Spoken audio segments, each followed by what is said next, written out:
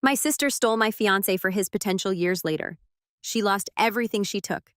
She married the man. She betrayed me, for but while their life fell apart, I built the future. She always thought should have been hers.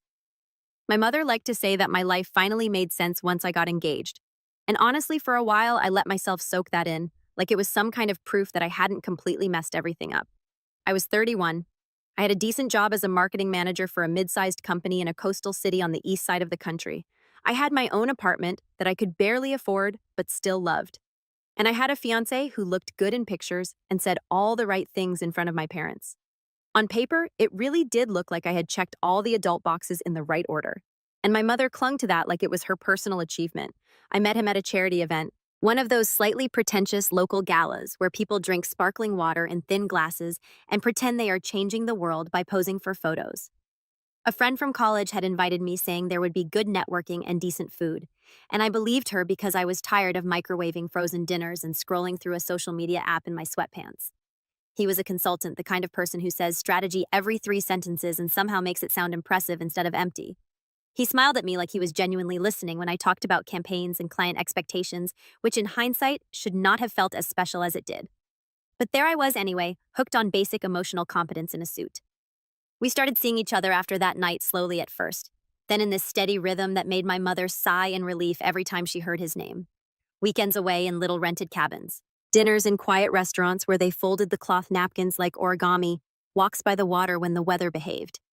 I brought him home to meet my parents 4 months in, and my mother practically staged a parade in the kitchen, throwing together appetizers and acting like she was going to be interviewed about it later.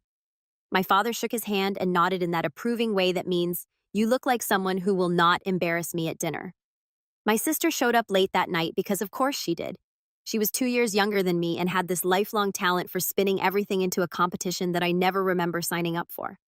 Growing up, if I got good grades, she suddenly had to get better ones. If I joined a club, she joined something more impressive. If I brought home a boyfriend, she turned into this hyper-friendly version of herself who laughed too hard at his jokes and casually mentioned her achievements like they were background noise. It was never open warfare, just this constant low-level tension like static in the air.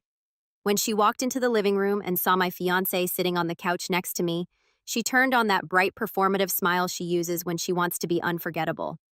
She hugged me, hugged him, complimented his shirt, and settled into the chair across from us, with her legs crossed at the knee like she was posing for a magazine.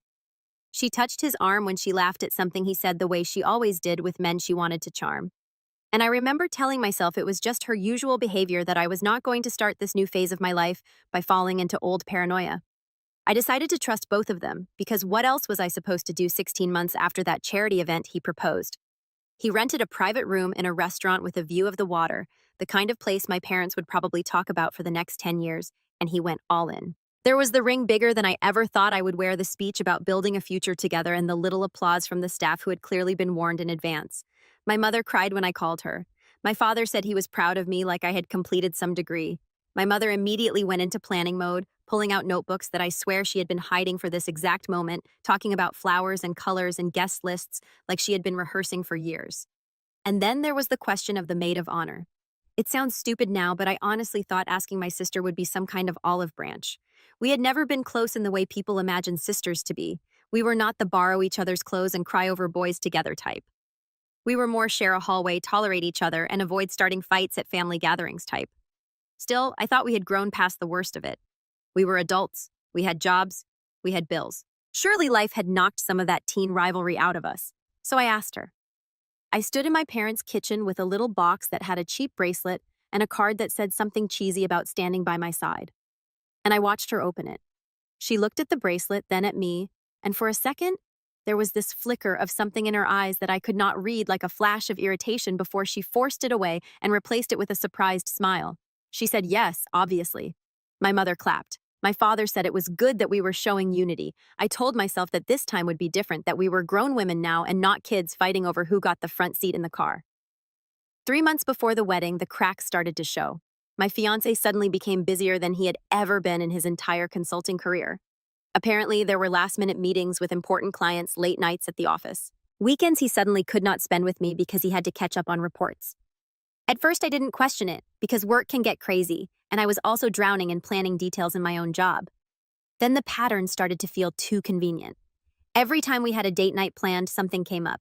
Every time I tried to pin him down on final details about the honeymoon, he was distracted scrolling through something on his phone or talking about how overloaded he felt. He also started criticizing me in this way that felt like a slow leak instead of a direct stab. Tiny comments that did not seem like a big deal on their own, but piled up. He would correct me in front of other people, saying things like that is not exactly what happened, or you are remembering it wrong, with this amused smile that made me feel like a child. He would comment on how I handled stress, on my tendency to overreact, on my body language when I was uncomfortable. Each comment came wrapped in a just trying to help tone, which somehow made them harder to fight back against. Meanwhile, my sister became my mother's new assistant in the wedding mission. She called me constantly to talk through every little detail, asking about flowers, dresses, seating charts, music. She came along to meetings with vendors, standing next to me and talking over me half the time, making suggestions like she was the one getting married. She volunteered to help my fiancé with logistics because, as she kept saying, he looked so overwhelmed. Poor thing. One evening, I was at his place helping him sort through some paperwork, and I leaned across the table to hand him a folder. When I did, I caught the scent of a floral perfume on his shirt. Sharp and strong, completely different from the lighter one I wear every day. It hit me immediately, because I am not the kind of person who rotates perfumes. I have used the same one for years. "What is that smell?" I asked, trying to sound casual, like I was not already going cold inside. He sniffed his shirt, frowned slightly, and then snapped his fingers like he had solved a puzzle. "Oh, I hugged this investor earlier. She always wears way too much perfume. It must have rubbed off." I stood there looking at him, trying to decide if that answer made sense, and I hated that my brain immediately started calculating whether my sister owned anything floral. I told myself I was being paranoid and let it go out loud, even though it stayed in the back of my mind like a sticky note I refused to throw away.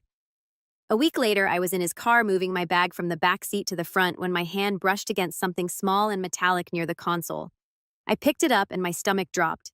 It was an earring, silver simple, and very familiar because I had watched my sister wear that exact pair at family dinners more times than I wanted to admit. I held it up. "Whose is this?" He barely looked at it and said too quickly, "Your sister's. Her car was in the shop last week, remember? I gave her a ride to a store." The next day, I casually asked my sister about it while we sat at my parents' dining table, pretending to be close. I mentioned the ride, the earring, the whole thing, making it sound like small talk. She did not blink. "Oh yeah," she said in the exact same tone he had used. "My car was acting up. He gave me a ride to a store. My earring must have fallen off." The phrasing was so similar it felt rehearsed, like they had compared notes. You know that feeling when you realize something is wrong, but you are not ready to admit it out loud, even to yourself. That was me. I slept less, ate less, and spent my nights staring at the ceiling, thinking about every interaction they had ever had in front of me. My therapist, who I finally dragged myself back to, used words like hypervigilance and trauma response, and I nodded while thinking, yeah, or maybe everyone is lying to me. I lost weight without trying. 7 pounds in 3 weeks. Food tasted like cardboard. Coffee kept my body moving but did nothing for my brain. My boss told me I looked tired in that way people use when they want to say you look terrible without sounding rude. I told everyone I was just stressed because of the wedding, and they nodded like that explained everything. The night everything snapped, I was staying at my parents' house after a family gathering because it was late, and my father insisted it was safer. My fiancé had said he would spend the night there too and leave early for a meeting in the morning. We went to bed in the same room I had decorated as a teenager, which already felt wrong, like mixing two different lives that were not supposed to collide. Somewhere around 3 o'clock in the morning, I woke up and reached for him. My hand hit an empty mattress. The bathroom light was off. The house was quiet. At first, I told myself he was in the kitchen getting water, but the longer I lay there in the dark, the more my chest tightened. I got up, opened the door, and listened. I heard low voices down the hall, a murmur I could not quite make out. I followed the sound barefoot on the familiar hallway, my heart pounding so hard I could feel it in my throat. The door to the guest room was slightly open, just enough to catch light and shadows. I heard his voice, low, soothing, and then my sister's voice, this whispery tone she uses when she wants to sound gentle. He said something about needing to get up early, about sleeping separately so he would not wake me. She laughed softly. You know those moments when your body moves before your brain decides anything? I pushed the door open. There they were. My fiancé sitting on the edge of the bed, my sister leaning in too close, her hand on his shoulder, their faces inches apart. They jumped like guilty teenagers caught by a parent, which is funny because technically I was the one being treated like a child in that house. My sister stared at me, eyes wide, then rolled them like I was being dramatic. We were just talking, she said. I did not say anything. I just looked at him. He stood up, hands raised like that would make him innocent. We could not sleep, he said. We were just talking about the wedding. I did not want to wake you. Something in me shut down. I turned around, went back to my childhood bedroom and locked the door. I did not sleep again that night. I stared at the wall until the sun came up. And by morning, I had convinced myself that maybe I was overreacting, that it had just looked worse than it was, that I was tired and anxious and reading into things. Yes, I know how that sounds. You do not have to yell at me. I am yelling at myself now, a few days later. I decided to surprise him at his office with lunch because apparently I was still trying to be the kind of fiancé who brings sandwiches to stressed men and button-downs. I picked up his favorite order from a little shop near his building and went over on my lunch break. When I got there, his assistant looked nervous the second she saw me. She smiled too quickly and told me he was in a very important meeting and probably would not be available for a while. I said I would wait. She told me maybe it was better to reschedule. It was weird enough that I almost left, but stubbornness is a powerful force when you are trying to convince yourself you are in control. She left the reception desk for a minute to grab something from another floor, and I was left standing in this quiet hallway with my paper bag of food. The door to his office was slightly ajar, because of course it was. I heard a laugh I knew too well. My sister's laugh. My body moved again before my brain did. I pushed the door open with the hand that was not holding the lunch bag. He was there standing behind his desk. She was there sitting on the edge of it, leaned back slightly, his hand on her waist, her hand gripping his tie. They were kissing. Not a we tripped and fell, not a misunderstanding, full deliberate, familiar. I stood there holding a bag of sandwiches like an idiot, and for a second nobody moved. Then she pulled back, wiped her mouth with the back of her hand, and actually had the nerve to look annoyed that I had interrupted. Okay, I said. I do not even know why that was the first word out of my mouth, but there it was hanging in the air like a broken piece of glass. Okay. She straightened up, adjusted her shirt, and stepped toward me like this was going to be a regular conversation. You, clears throat, we're going to find out anyway, she said. Honestly, it is better this way. He started with, listen, Kendra, it is not what you think, which was so ridiculously insulting that I laughed. Actually laughed. The kind of laugh you let out when your brain short-circuits and decides that this is not reality anymore.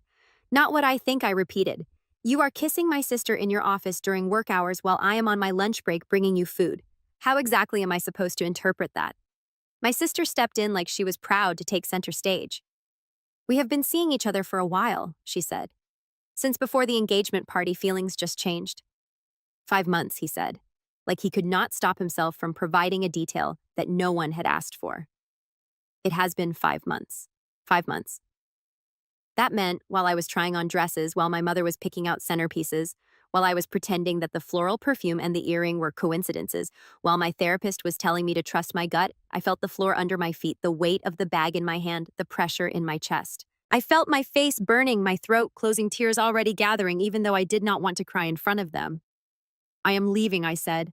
My voice sounded flat and far away like it belonged to someone else. Do not come after me. Do not call me. Do not text me. He started to move around the desk, saying my name, reaching out, and I stepped back like his hands were on fire. My sister opened her mouth like she was going to explain something, like there was any explanation that would make this less disgusting, and I just shook my head. I walked out down the hallway, pasted the assistant who had clearly known something and could not meet my eyes. I made it to the parking lot before everything caught up to me. I leaned against my car and finally broke. Full body sobbing. The kind where you cannot breathe and your vision tunnels and you are half convinced you might actually pass out. I dropped the bag of food. It burst open on the pavement and part of my brain clocked that hot sauce was spreading across the asphalt like blood in a bad movie. I do not know how long I stayed there. Long enough for my phone to buzz with calls I ignored. Long enough for a stranger to ask if I was okay, and for me to say yes when I definitely was not. Eventually, I climbed into the car, locked the doors, and just sat there. I typed a text to my sister that was basically a multi-paragraph nuclear bomb detailing every dirty thing I was thinking, listing every act of betrayal, every moment I had given her the benefit of the doubt. Then I deleted it. Typed another one, shorter but still lethal. Deleted that too. I must have written and erased messages a dozen times, my thumb hovering over send like a trigger I could not quite pull. Yes, I regret not sending at least one of them. The anger would have loved the release. The guilt would have eaten me alive after. It was a lose-lose situation. By the time I drove back to my apartment, I was drained and numb. I went straight to the bathroom, turned on the shower, and sat on the floor under the spray in my clothes like some cliché drama character. But I did not care. I stayed there until the water turned cold and my skin wrinkled. And then I dragged myself out and collapsed on the bathroom mat. That is where my parents found me. My mother had been calling nonstop. When I did not answer, she apparently decided to track me down because she and my father showed up with their spare key. They opened the door, called my name, and then my mother screamed when she saw me curled up on the floor, soaked with mascara, smeared down my cheeks. She thought something terrible had happened. She was right, just not in the way she imagined. They wrapped me in towels and sat me on the couch. It took me a while to get the words out, but eventually I told them. I described the office, the kiss, the timeline, the 5 months. My father's face went red. That deep, dangerous shade you see right before someone explodes. My mother kept saying, "No, no, that is not possible." Because denial is apparently hereditary in our family. My father swore he was going to go and take care of it, which I think was his way of saying he wanted to punch my ex-fiancé. And honestly, I was not totally against the idea in that moment, but my mother grabbed his arm and told him that getting arrested would not help the situation. She shifted into practical mode, the one she uses when someone is sick or there is a crisis. She called vendors, canceled bookings, started making lists. She was weirdly efficient while I sat there shaking. The ring went back the next day. I did not hand it to him in person. I put it in a little box, wrote a short note that said, "We are done," and left it with the doorman at his building.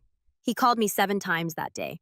I let every call go to voicemail, then deleted them without listening. The fallout in our social circle was exactly what you would expect from people who love drama but hate responsibility.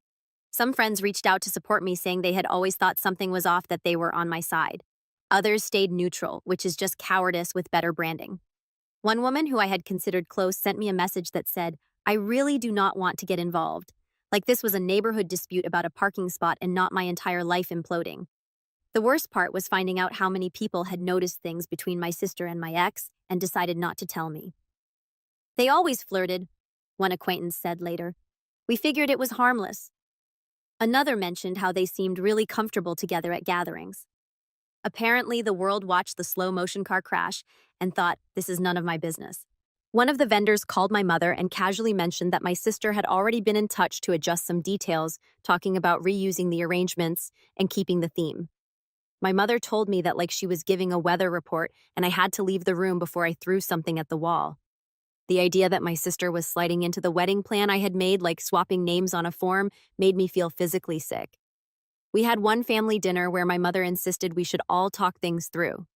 My father sat at the head of the table, gripping his fork so hard I thought it might snap. I sat there staring at my plate. My sister walked in with this infuriating mix of guilt and defiance on her face.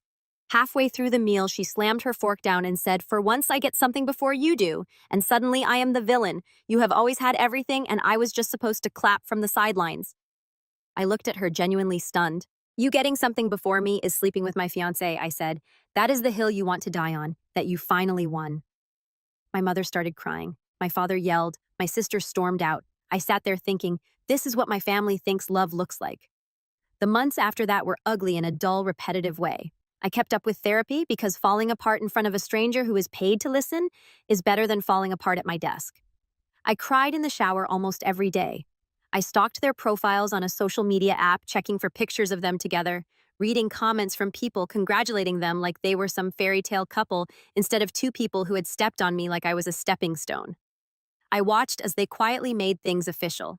I found out about their civil ceremony not from my parents, but because a neighbor of my parents tagged them in a photo. My mother called me after that, voice trembling, saying she had not known they were doing it that quickly and that she had begged them to wait. I believed her, but it did not make it hurt less.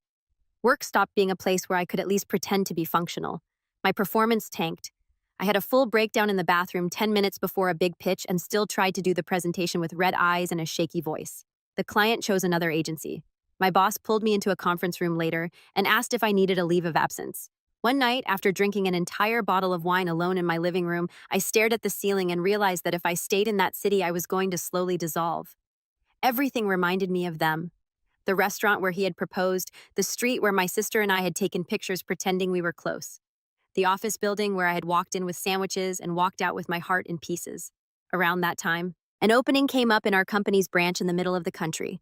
A more senior position, more responsibility, a bigger paycheck. The manager there had suddenly resigned, and they needed someone experienced to take over. My boss mentioned it gently, like she was trying not to scare me with an opportunity. My mother, when I brought it up, asked if running away would really fix anything. You will still have the same memories, she said, fiddling with a spoon at the kitchen table. You will still feel the same pain. I will not run into them at the grocery store. I said, that is enough for now. I applied. I got the position. I packed my life into boxes and watched my apartment empty out. The night before I left, I opened my sister's profile one last time. There she was, smiling in a white dress that was not the dress I had chosen, standing next to my ex, who was wearing the same smug expression he had worn when he slid the ring onto my finger. I closed the app, turned off my phone, and told myself that the version of my life where I married him officially died that day. Moving to the new city felt like stepping into a parallel universe where no one knew the worst thing that had ever happened to me. I rented a small place near the office, threw myself into work harder than I ever had, and smiled politely at people who commented on my dedication. I made friends with a colleague in human resources who gently pulled me into a book club so I would not spend every weekend alone. I also set a rule with my mother. No more updates about my sister unless there was an actual emergency. No casual mentions, no little comments about how happy they look, no comparisons. The first time she slipped and said something about them going on a trip, I snapped completely. I raised my voice, told her I did not want to hear my sister's name again, and hung up on her. Then I sat on the kitchen floor and cried because I hated talking to my mother like that. But I hated hearing about them even more. I blocked my sister and my ex on every app I could think of. I deleted their numbers. I told mutual friends that if they wanted to stay in my life, they could not bring them up. Some friends understood. Others got defensive, saying I was being too extreme, and I ended up cutting them off too. Very fun chapter of life. Highly do not recommend. Every once in a while, the past would ambush me. Anyway, a colleague walked into a meeting one afternoon wearing a strong floral perfume that hit my nose and sent me straight back to the moment I had sniffed my ex's shirt. I had to excuse myself and hide in the bathroom until my hands stopped shaking. Months passed. My therapist said I was doing the work. I felt like I was mostly just surviving. About 4 months after I moved, my company sent me to a regional conference in another city. You know the type. Endless panels about trends. Networking sessions where you trade business cards with strangers you will never email, forced small talk over lukewarm coffee. I went because my position required it, not because I actually wanted to be there. On the first night, there was a dinner for participants assigned seating because someone in planning hates freedom. I ended up next to a man who introduced himself as an analyst recently transferred from another branch. He was not excessively charming. He did not have that polished I am used to being the center of attention energy that my ex had. He was quieter, more observant. He asked me questions about my job and actually listened to the answers without constantly pivoting back to his accomplishments. We talked about work at first, then about books, then about the weird things people say in performance reviews. He made me laugh a couple of times. Real laughing, not the polite kind, when the dinner was over. He asked for my card and said he would email me some resources he had mentioned. I said, sure. He actually followed up. We started exchanging messages about projects, sending each other reports and ideas. It stayed in the professional lane for a while, but there was a warmth to it that I noticed and tried very hard not to overthink. My colleague in human resources picked up on it faster than I did. One day she looked at my phone lighting up with his name and raised an eyebrow. He likes you, she said. He is being friendly, I said. She gave me the kind of look you give a friend you love, but whose denial is exhausting. Several months later, he asked if I wanted to grab dinner while he was in town for meetings. I stared at the message for a solid 10 minutes before answering. My stomach flipped. My hands felt weirdly cold. We met at a small restaurant near my apartment. Nothing fancy, just a place with decent food and quiet corners. I wore jeans and a top that made me feel like I had put in effort without screaming, "This is a date." The conversation started easy enough. We talked about work, our coworkers, the way company leadership pretended to understand ground-level problems. Eventually, the topic shifted to books and movies, then to childhood stories, and for a moment, I forgot to be on guard. Then he asked a completely harmless question about whether I had always lived on the east side before moving to the middle of the country. It was innocent. He did not know what he was poking. I felt it like a wave. The room tilted. My chest tightened. My hands started shaking under the table. I grabbed my water and could not get it to my mouth without the glass clinking against my teeth. "Hey," he said, noticing immediately. "Are you okay?" I tried to say yes, but the word got stuck. My throat closed up and suddenly I was gasping. Full panic attack in public, my vision tunneled, my ears rang, and I could hear myself making these embarrassing sounds that did not even feel human. He did not freak out. That is what I remember most. He did not make a scene, did not rush me, did not pepper me with questions. He just leaned in, kept his voice low and calm, and said, "Breathe with me. Okay, in, out, just focus on the sound of my voice." He counted breaths quietly until mine started to steady. He asked if I wanted to leave, and I nodded. He paid the check without making me feel guilty, walked me to my car, and asked if I felt safe to drive home. I said yes, even though I still felt like a wrung-out towel. The next day, flowers showed up at my office. Not a cliché romantic bouquet, just a small arrangement with a note that said, "No pressure. I hope you're okay." I spent several hours staring at that note before I called him that night. When he picked up, I blurted out the story about my ex and my sister. I told him everything from the perfume to the earring to the office kiss to the wedding that never happened. I cried while I talked. I apologized for crying. I apologized for apologizing. He listened. Then he told me about his ex-wife, how she had left him for a coworker, how humiliating it had been to walk into the break room and hear people lower their voices, how he had lost not just a marriage, but also some of his professional standing because she had stayed in the department and people naturally gravitated toward her side. There was this weird, horrible comfort in knowing that someone else understood being chosen last in a competition you did not know you were in. Things between us grew slowly after that. He did not push, he did not flood my phone with messages, but he stayed consistent. He checked in, he respected boundaries I did not even know how to articulate yet. When he introduced me to his sister on a video call, he did it casually like it was not some big audition. And she was friendly without interrogating me. Of course, because nothing can ever be simple. There was one day when he disappeared. Not literally, obviously, but he stopped responding to messages. Hours passed. I went from mildly annoyed to spiraling. My brain replayed the worst day of my life, convinced history was repeating itself. When he finally called that night, he sounded exhausted.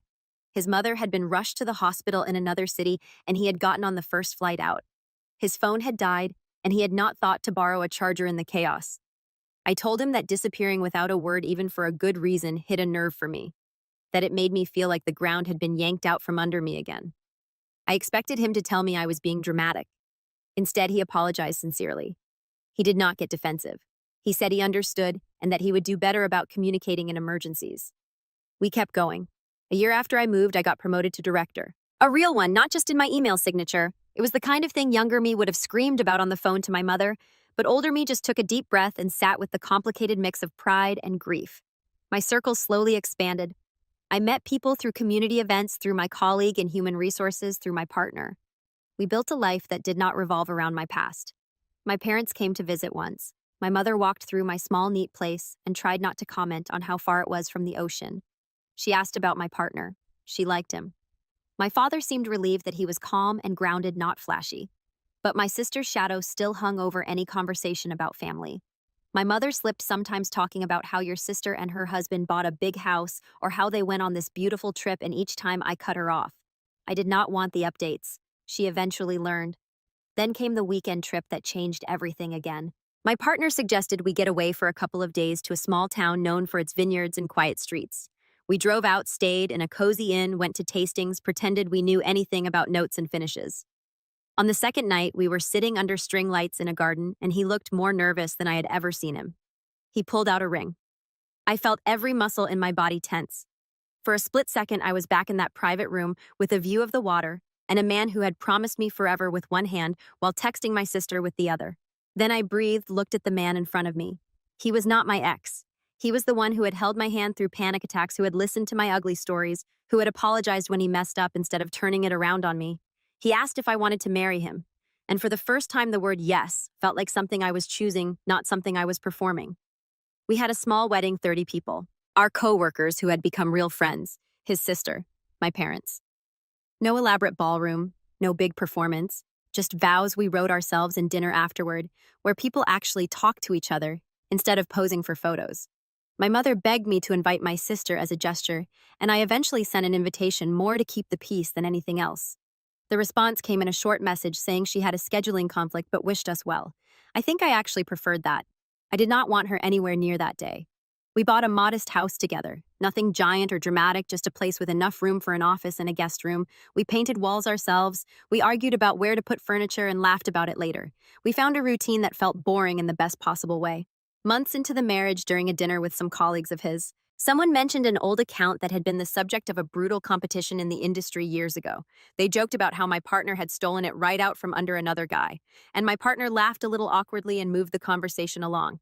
On the way home, I asked him about it. He hesitated. You know how small the industry is, he said. People end up crossing paths without knowing it. What does that mean? I pressed. He sighed. That account, I landed the one they were talking about. Your ex was the one who lost it. He had been courting them for months. I came in late and closed the deal. I stared at him. My chest started to feel tight again. Not in the panic way, but in a slow, heavy way. And you did not tell me this because I did not want our relationship to be built on me being the guy who beat him.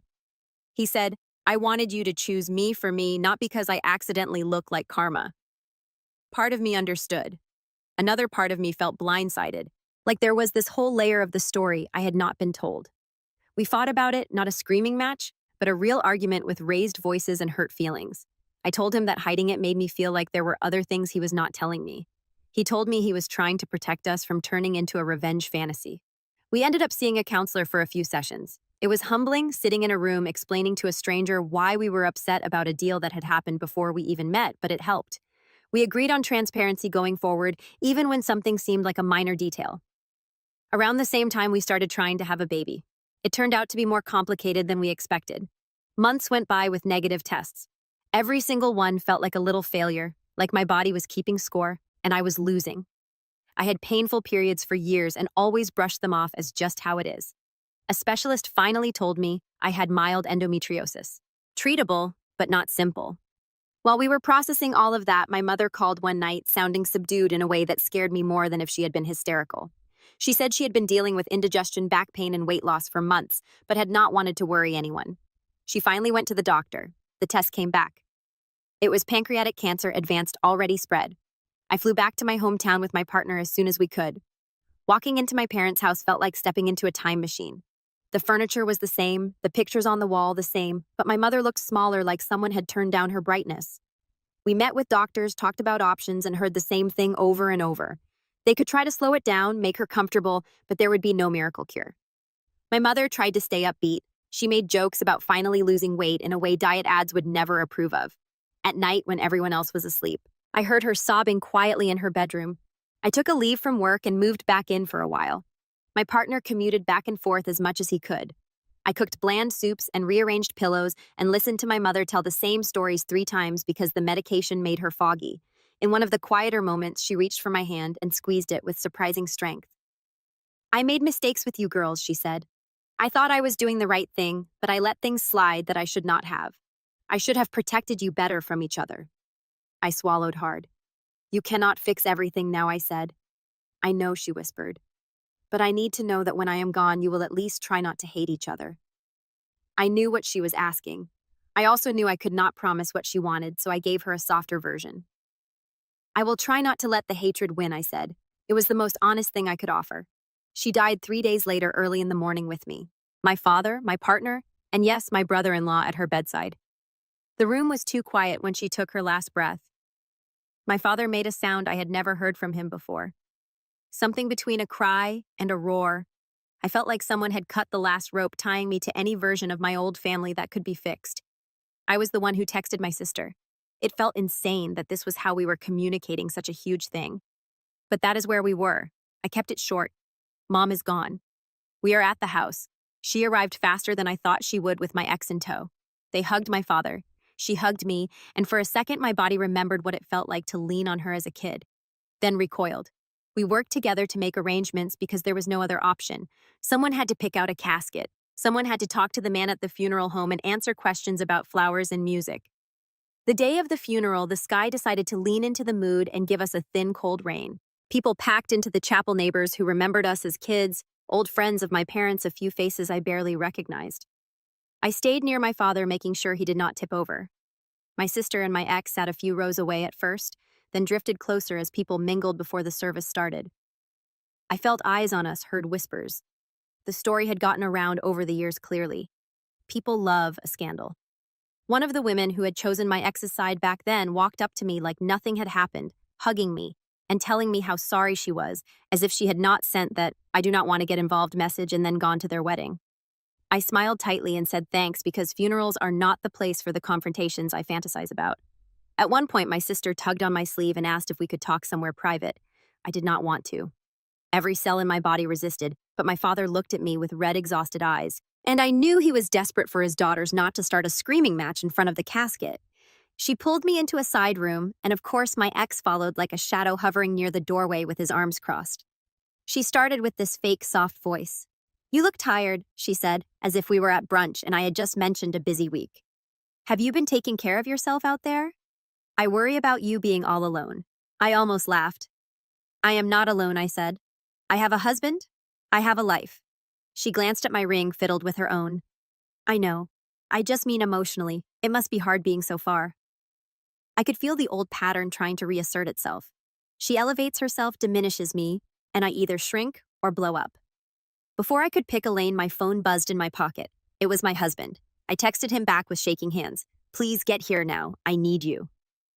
When he arrived, he walked into the room and came straight to me. My ex went pale the second he recognized him. He looked like he had seen a ghost. "You two know each other?" my sister asked, confusion breaking through her mask. "Oh, we have crossed paths," my husband said calmly. "Years ago, professionally, my ex cleared his throat and tried to compose himself. We worked on the same account from different firms," he said. He undercut me. My husband smiled slightly. "I gave them a better strategy," he said. They made a choice. The air in the room thinned. I could almost hear the puzzle pieces clicking into place in my sister's head. She said my husband's name out loud, then the name of his company, and I saw the moment she realized he was the one who had landed the account my ex had spent months bragging about. "Funny how life works," I said, and my voice came out steadier than I felt. The whispers spread. You can always tell when gossip is making the rounds. The energy shifts. People group together in little clusters, glancing over like they are trying not to stare. In the middle of all this, my father's shoulders slumped, and he started breathing weirdly. His face went gray, and he grabbed at his chest. Everyone panicked at once. Someone yelled for a doctor, and luckily one of my parents' neighbors' sons was there. A physician who checked his pulse and blood pressure right there in a side room and declared it a panic attack, not a heart attack. They gave him water, made him sit down, and I sat next to him holding his hand while he cried. After things calmed a little, my sister and I ended up alone again for a moment. She was shaken not just from our father's episode, but from the entire tangled mess. Her voice was lower when she spoke. "You really moved on," she said. "You got the career, the promotion, the husband who wins big accounts, and you got the man you wanted so badly you were willing to blow up your own family for him." Clear's throat said, "How is that working out?" She flinched. I watched the mask slip just a little enough to show the cracks underneath. Later after the service, after the burial, under that annoying rain, after the endless condolences and casseroles, I went back to my parents' house with my husband. The living room was full of people talking too loudly, eating food. They did not need filling the space because silence is apparently intolerable after a death. My ex drank more than he should have. I watched him from across the room. His tie loosened, his laugh too harsh. My sister hovered near him, looking like someone constantly bracing for impact. The next day, when the house finally quieted down, my sister showed up alone. She knocked softly on the door, and my father let her in with a tired sigh. She asked if she could talk to me privately. We went up to my old bedroom because apparently trauma loves full circles. She closed the door and leaned against it like she was afraid she might run away. "I am not happy," she said without any buildup. "He is controlling. He criticizes everything I do. He monitors my spending, but he is the one racking up debt to keep up appearances. We are drowning financially, but no one can know because he has an image." I sat on the edge of the bed and looked at her. For the first time, I saw not just the girl who took what I had, but a woman who had cornered herself into a life she did not know how to leave. I met with a lawyer. She admitted it is not going to be easy. I signed a prenup I did not really read because I was so focused on beating you to the altar. He made sure everything is tied up in a way that makes leaving complicated. I will not get the house. I will not get much at all. I will get freedom. I guess that is still something I said. She laughed bitterly. "You must be thrilled. Karma, right?" I looked at her in silence for a few seconds, just taking in the mess she had walked herself into. Then I answered, my voice calm and colder than I expected. "You know what, I am not thrilled, but I'm also not sad for you. You made your choice knowing exactly what it would cost. You destroyed our family, humiliated me, and took him knowing he was trash. Now you want sympathy from me." She opened her mouth to say something, but I lifted my hand to stop her. "I spent months thinking I owed you something," I said. "That may be because we share blood. I had to find a way to forgive you, but I do not.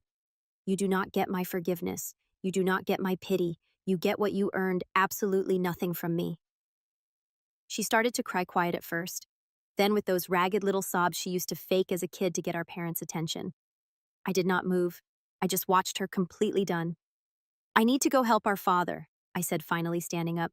You should probably leave before this gets uglier. She wiped her face with the back of her hand. So that is it, she asked. You are just done with me. I was done with you the second I walked into that office and saw you on his desk.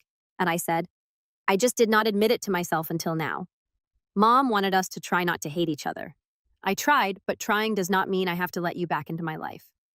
I walked out of the room without looking back. I heard her sobbing behind me, but I did not stop. In the days that followed, we handled the logistics of the funeral like coworkers on a project we both hated. Short-clipped messages about schedules, flowers, and paperwork. Everything went through our father. We were never alone in the same room again. I went back to my life in the middle of the country a few days later carrying a little box of my mother's things and a surprisingly clear sense of closure.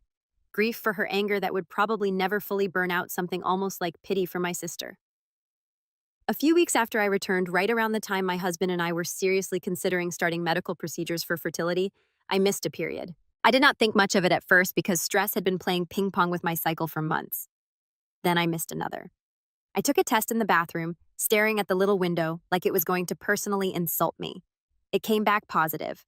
I sat on the floor and laughed, then cried, then laughed again, because apparently my body had decided that between funerals and possible divorce drama and unresolved childhood wounds, this was the moment to finally cooperate. Telling my husband was one of the purest pockets of joy I have ever experienced. For a moment, it was just us in our house with this tiny piece of good news floating between us like a fragile bubble. I told my father next. He cried in a good way this time, saying that my mother would have loved to see it. I did not tell my sister. Not a message, not through my father, not at all. She did not get to be part of this. A few weeks later, my father mentioned he had accidentally let it slip during a phone call with her. She had apparently asked how I was doing, and he said, "Oh, excited about becoming a grandmother." There was a long silence on her end. She sent me a message later that day, just congratulations. I am happy for you. I read it, felt nothing, and deleted it without responding. I did not block her. That would have required acknowledging she mattered enough to block. I just never replied, ever. My father told me months later that my sister had finally left my ex. The divorce was brutal. She lost the house, most of the money, her social circle. She moved into a small apartment and got a regular job. My father sighed when he told me, clearly hoping I would soften. I did not. Good. I said she wanted him so badly. Now she knows exactly what he is worth. My father looked disappointed, but I was done pretending to care. She made her bed. She could lie in it alone. I heard through my father that she tried to reach out a few more times over the following year. Messages I never opened. A card at Christmas I threw away unopened. An attempt to show up at my father's house when I was visiting. I left through the back door before she arrived. We do not talk. Not occasionally. Not on holidays. Not ever. My father asks sometimes if I would consider letting her meet the baby. My answer is always the same. No. He stopped asking after the third time. She does not get pictures. She does not get updates.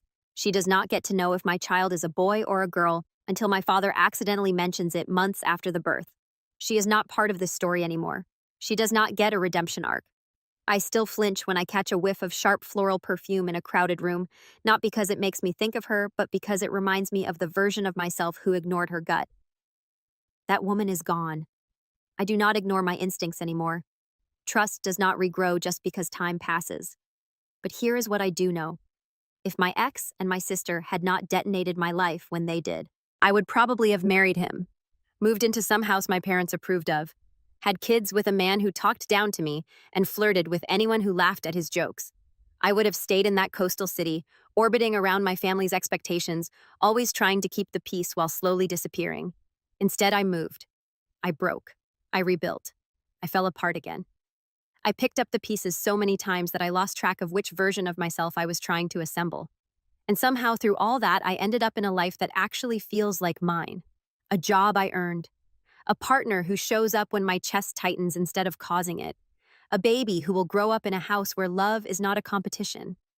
The scars are still there. I still shake sometimes when I talk about it. I still have dreams where I am walking into that office with a bag of sandwiches. I still wake up angry. Healing is not a straight line. It is more like a spiral you trip over again and again. But if you are asking me whether my sister stole my man here, is what I will tell you now with my whole chest. She did not steal anything. She took out the trash for me, and now she can keep it. I do not want him back. I do not want her back. I do not want anything from either of them, except for them to stay exactly where they are, far away from me and everything I have built. My sister wanted to win so badly that she grabbed a bomb thinking it was a trophy. That is on her. I have moved on. She has not. And honestly, that is the best revenge I ever planned. She freed up my life in the ugliest, most painful way possible. And I will be dealing with the fallout for years. But I will never again have to sit across a table wondering if the man holding my hand is secretly waiting for someone else to walk into the room. I know some people would wrap this kind of story up with a neat bow like, and now everything is perfect, and I have completely forgiven everyone, but that is not where I am. I do not live in that kind of movie. I still get irrationally tense when an unknown number calls my phone because some part of me expects another emotional grenade. There are days when I am feeding my baby in the middle of the night, half asleep, and my mind drifts back to the girl I was sitting on the bathroom floor in that apartment, soaked and shaking, thinking there was no way life would ever feel normal again. I wish I could go back and sit next to her. I would not tell her to be strong because she already was. I would just tell her that she was allowed to let things break that were never meant to last. My father sometimes mentions her in passing, testing to see if I will soften. I do not. He has learned to keep her life and mine completely separate. When he visits me, he does not bring her up. When he visits her, which I assume he does, though we do not discuss it, he does not mention me. I do not think about what she is doing. I do not check her social media because I deleted every trace of her years ago. I do not wonder if she is happy or sad or regretful. She is a person who used to be my sister, and now she is just someone I used to know who made the worst choice possible. People sometimes ask if I will ever forgive her. My answer is simple. Forgiveness is for people who want to repair something. I do not want to repair this. I want it to stay exactly where it is, dead and buried with the version of my life she destroyed. Do I hate my sister? No. Hate requires energy I do not have for her anymore. What I feel is simpler and colder. Indifference. She is out there somewhere living with the consequences of her choices, and I am here living with mine. The difference is, my choices led me to a life I actually want. Hers led her to a small apartment and a man who treats her like garbage. I did not cause that. She did, and I have zero obligation to care. My father asks about her more often lately, probably scared that if he dies, we will drift apart completely. I tell him the truth. If something happens to you, I will handle whatever needs to be handled. But I will not have a relationship with her. We will communicate through lawyers if necessary. That is it. He looks sad when I say it, but he does not argue. He knows me well enough to know I mean it. But I will also not hand them the matchbox again. Sometimes people who hear my story say things like, I could never forgive that. Or on the other extreme, family is family. You have to move past it. Oh. I think both sides are missing the point. It is not about a clean decision stamped with approval. It is about waking up every day and choosing where to place people in your life so you can actually live it without bleeding out emotionally. There is a version of my life where I stayed angry forever, where every new good thing was immediately overshadowed by thoughts of how they ruined everything. That version of me would be stuck in the past, replaying the office scene on loop until it replaced everything else. I flirted with that version for a while. It felt safe in a twisted way, because if you never stop looking backward, you never have to risk trusting anything new. The life I am in now still carries all the same scars, but it has more rooms in it. There is space for grief, for rage, for tiny, stupid moments of happiness, like my husband making bad jokes while we assemble furniture, or my baby grabbing my finger like I am the only stable thing in the room. When I catch myself spiraling, I try to remember that the worst part of the story is not the end of it. The worst part is just the part that tried the hardest to convince me that it was all I would ever be. I am not the woman abandoned at an office door holding a bag of food anymore. I am not the woman crying under cold shower water, waiting for someone to rescue me from my own bathroom. I am the woman who moved, who took the promotion, who cried in a restaurant in front of a man who did not run away. I am the woman who said yes a second time, knowing exactly how wrong it could go, and still choosing to open that door. I am the woman who told her sister to her face that some things cannot be undone even if you regret them later. If you want a moral, I do not really have one. This is not a story about karma neatly sorting everyone into boxes. My sister is still out there rebuilding her life in that small apartment, My ex is probably still trying to impress people at networking events, pretending his life did not crack down the middle. My father is learning to live without my mother wandering from room to room in that house that holds too many memories. I am here in my own house in the middle of the country, learning how to hold joy and pain in the same day without feeling like a fraud. What I can tell you is this. If someone shows you that they are willing to climb over you to reach what they want, believe them. Do not wait for them to suddenly grow a conscience in the exact moment you need them to choose you. And if your own family cheers them on while you are bleeding, you are allowed to step back. You are allowed to build a life without inviting them to sit in the front row. People love to say blood is thicker than water, like it is a spell that solves everything. They forget that you can drown in both. I am not interested in drowning for anyone anymore. I will visit the shore, I will wave, I will check in, but my home is on land. I chose myself. In a life I built from the pieces they thought were useless. So no, I do not send my sister anything at all. No long messages about forgiveness, no carefully worded updates, no attempts to make her feel better about what she did. The block between us is not temporary, it is the foundation I built my new life on. For now. The fact that I can go entire days without thinking about her feels like enough. Maybe one day I will go months, maybe years. Maybe I will never think of her at all unless someone says her name out loud. Honestly, that sounds perfect to me. Right now, I am busy learning how to live in a house where no one is competing with me for a spotlight that never should have existed in the first place. I am busy loving a child who will grow up hearing that love does not require stepping on anyone to feel real. I am busy being grateful in a quiet, stubborn way that the worst night of my life did not get the final.